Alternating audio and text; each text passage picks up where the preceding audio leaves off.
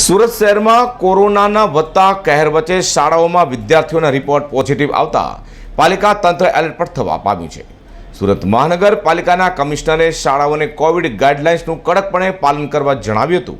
જોકે કોવિડ ગાઈડલાઇનનું પાલન ન થશે તો દંડ કરાશે તેમ પણ મહાનગરપાલિકા કમિશનર બંછાનિધિ પાનીએ જણાવ્યું છે।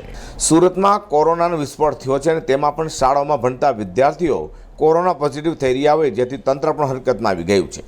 સુરત મહાનગરપાલિકાના આરોગ્ય વિભાગ દ્વારા શાળાઓમાં ચેકિંગ પણ હાથ ધરાઈ રહ્યું છે।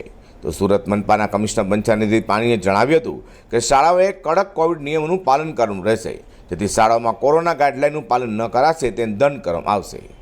સુરત શહેરમાં 15 થી 18 વર્ષના વય જૂથના કુલ 1,92,000 જેટલા બાળકો અને વિદ્યાર્થીઓ છે। કુલ 622 જેટલા શાળાઓમાં અને 9 અધર દેન સ્કૂલ્સના વેક્સિનેશન સેન્ટર્સ ઉપર તમામ બાળકોના વેક્સિનેશન આજથી શરૂ થાય છે અને દરરોજ લગભગ 40 થી 50,000 જેટલા જે વેક્સિન ડોઝ પહેલા ડોઝ બાળકોને આપવામાં આવશે।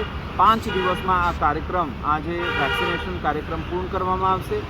કેન્દ્ર સરકારશ્રીના આના માટે જે આપણને મદદ મળ્યું છે એના માટે આપણે આભારી છીએ। રાજ્ય સરકારના માર્ગદર્શન થી આજેથી જે વેક્સિનેશન શરૂ થાય છે તમામ બાળકો અને વિદ્યાર્થીઓને હું અપીલ કરું છું કે પોતાના જે ડોઝ છે એ અચૂક લઈ લે અને સંક્રમણથી પણ બચે, કોવિડ એપ્રોપ્રિએટ બિહેવિયરનું પાલન કરે। વિદ્યાર્થીઓમાં કેસ વધી રહ્યા છે, વિદ્યાર્થીઓમાં કેસ વધી રહ્યા છે, એને લઈને કઈ રીતનું સૂચન? વિદ્યાર્થીઓના કેસ ના વધે એના માટે શાળા સંચાલકો, એના માટે ટીચર્સ, એના માટે સ્ટુડન્ટ્સ તમામ લોકો ખૂબ જ કાળજી લેવું જરૂરી છે।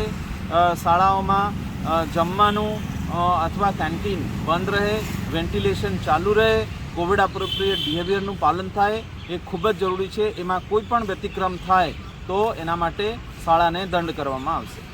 સુરતમાં છેલ્લા કેટલાક સમયથી શાળાઓમાં વિદ્યાર્થીઓ કોરોના પોઝિટિવ આવી રહ્યા હોય, માતા પિતા પણ હાલ ચિંતામાં મુકાયા છે, ત્યારે સરકાર આ મામલે તાત્કાલિક કોઈ નિર્ણય લાવે તે પણ ખાસ તાતી જરૂર છે। અઝર કુર્સી સાથે હર્ષદ સેઠા।